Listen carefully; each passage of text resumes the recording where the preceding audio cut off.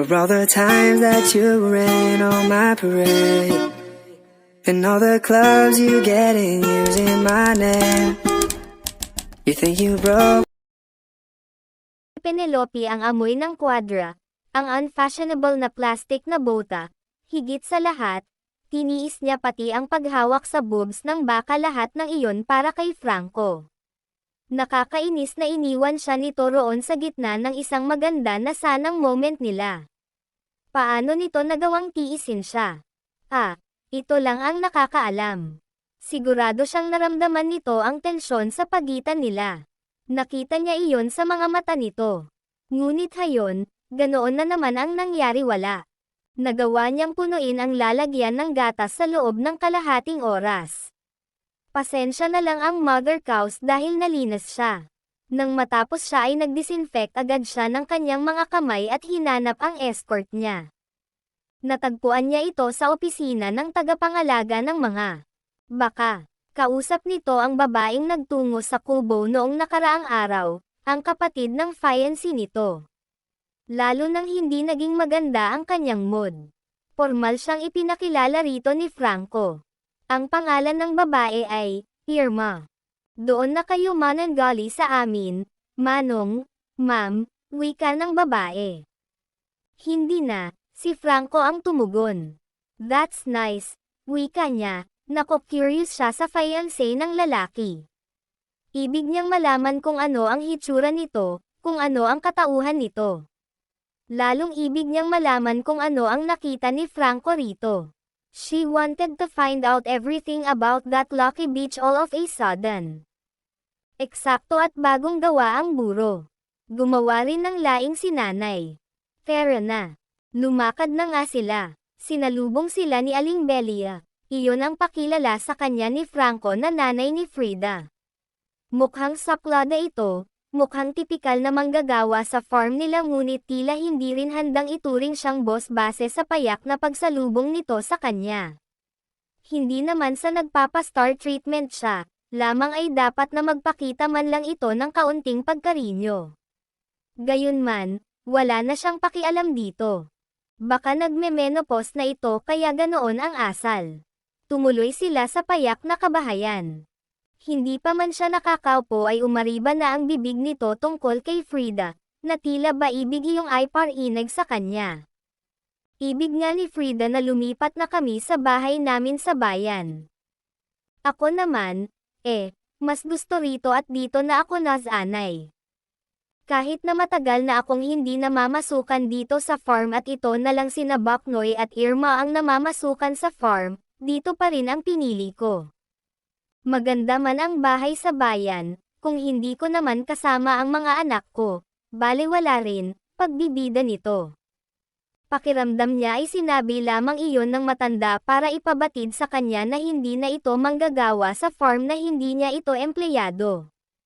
Okay lang. At kung gusto man nitong ipagmalaki ang nagawang pagpapatayo ng bahay ng anak nito ay okay rin lang sa kanya. Ang ibang mga anak ko ay nasa Maynila rin at nag-aaral sa tulong ni Frida kaya hindi rin makakauwi ang mga leon sa bahay namin sa bayan.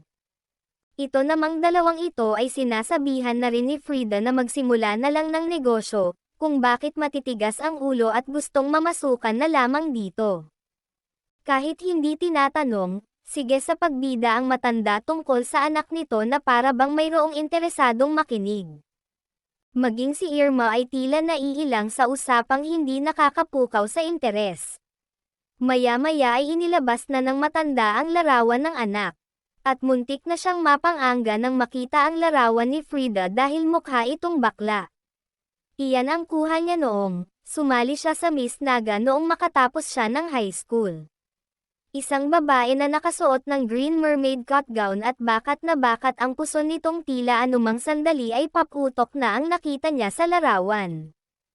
Ang mga recent picture naman ng babae ang sunod na ipinakita ni Aling Belia sa kanya.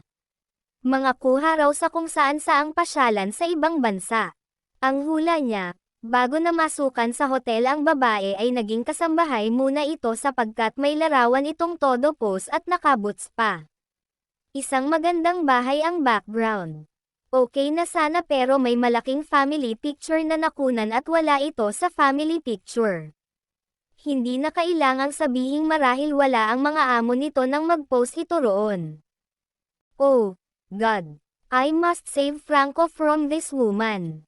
He deserves someone better. Reyna ng kabaduyan si Frida. Kahit sa malayo o malapitan ay hindi talaga ito maganda. To be fair, the woman looked kind, makikita iyon sa mga mata nito. Tila malayo ang personalidad nito sa nanay nito, pero sa kabuuan, hindi ito maganda. Nakuha pa nitong magbangs kahit kulot na kulot ang buhok nito. At marahil, sa hirap ng trabaho kaya nang mag-sleeveless ito ay mukhang pamatay ng dalag ang braso nito, kulos muscles.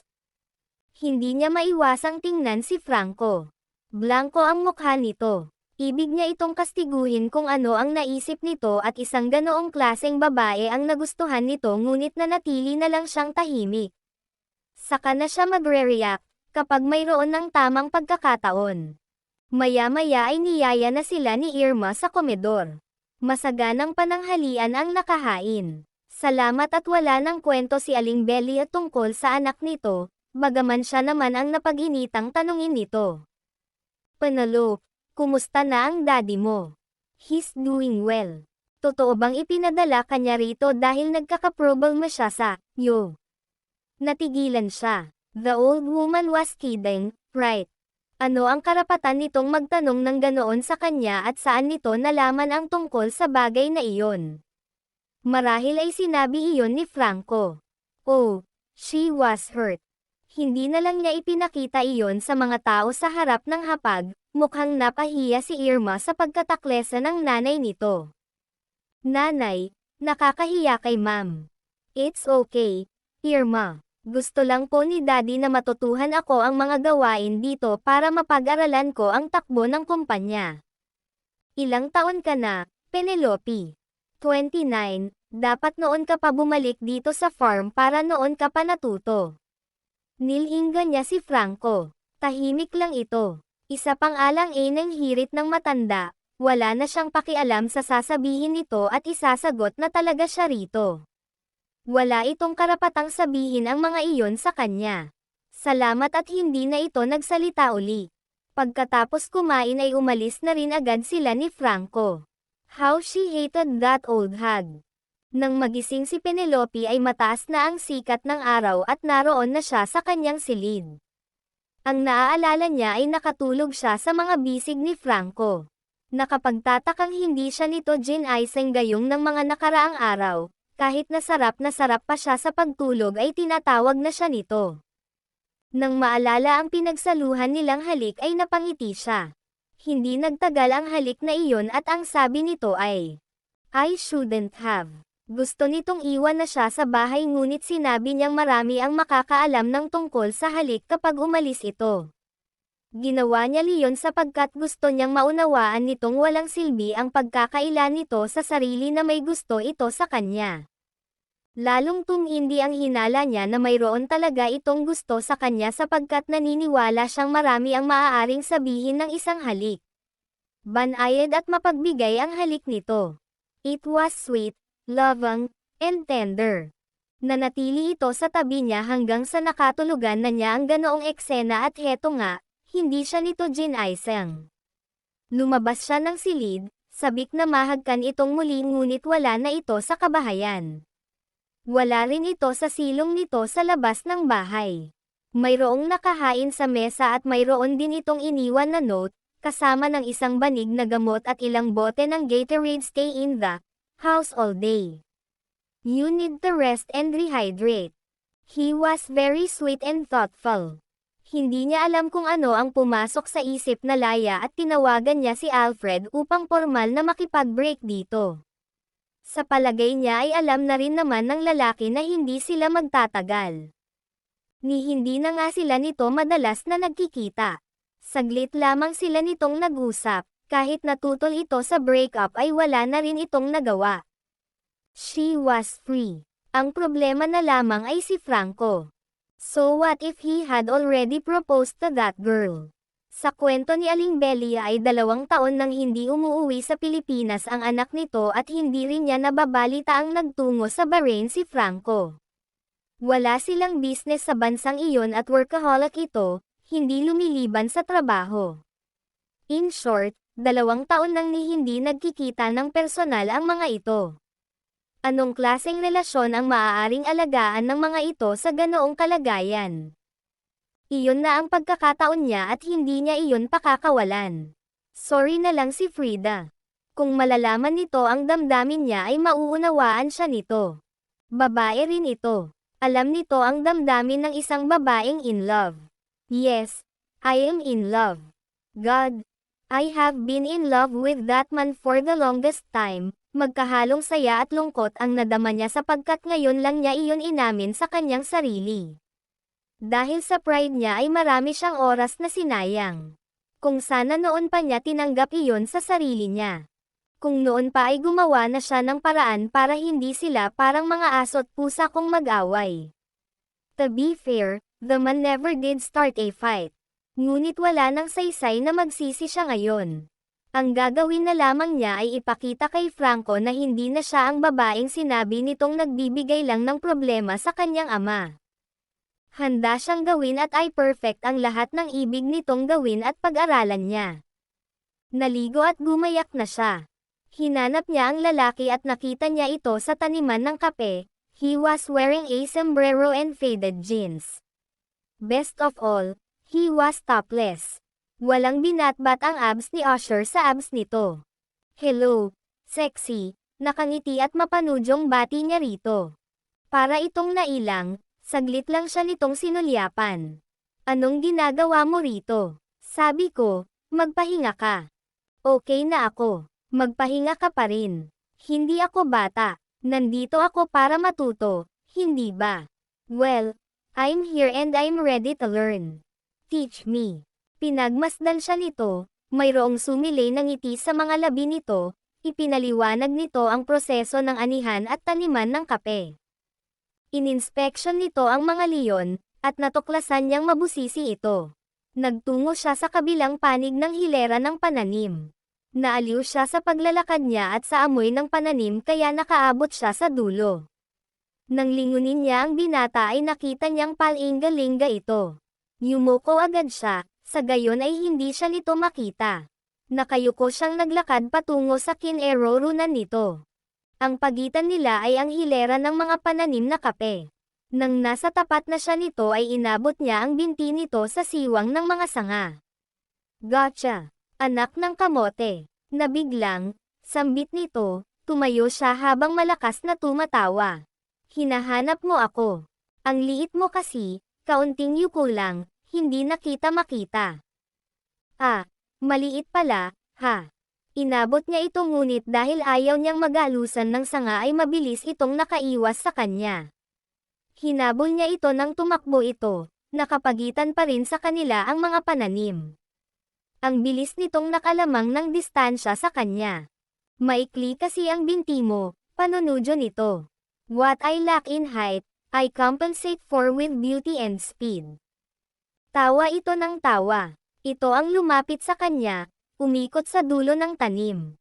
Tumakbo agad siya hindi pa man ito nakakalapit ngunit sadyang mabilis ito sa haba ba naman ng mga bias nito, talagang maaabutan siya nito.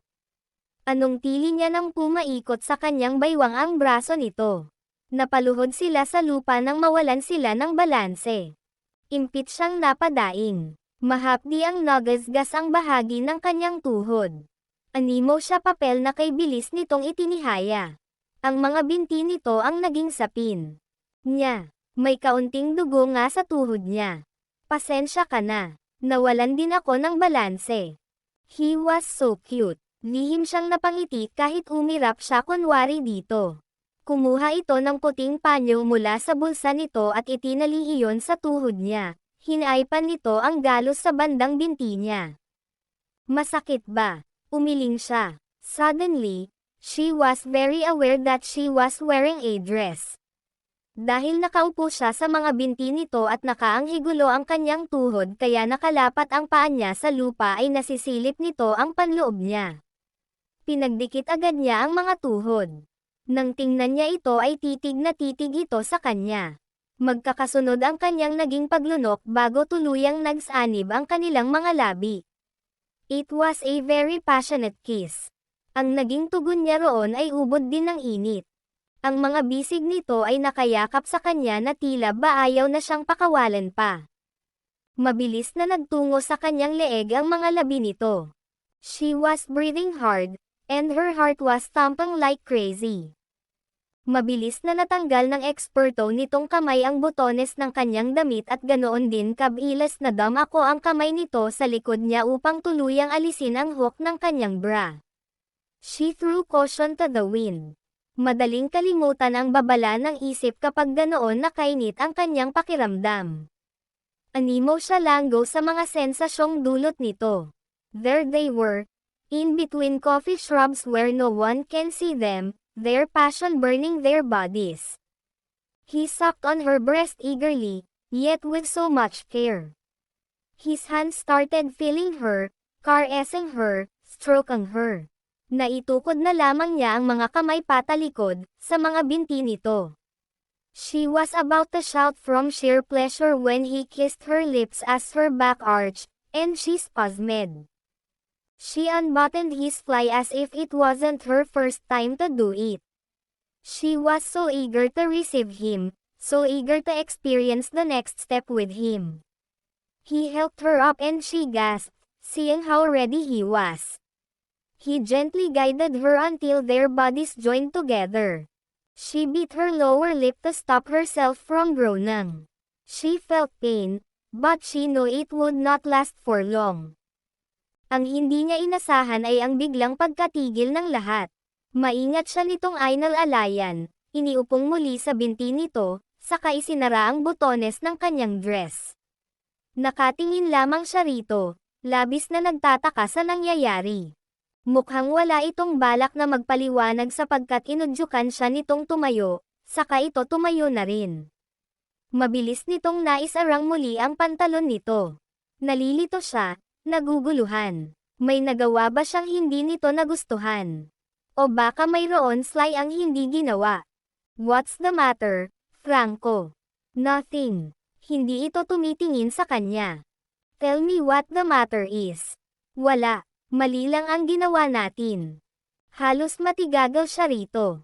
Iyon ang iniisip nito kaya tumigil ito sa kalagitnaan ng kanilang pagniniig. Ano at bigla itong nakonsyensya. Ano ang dapat niyang isipin?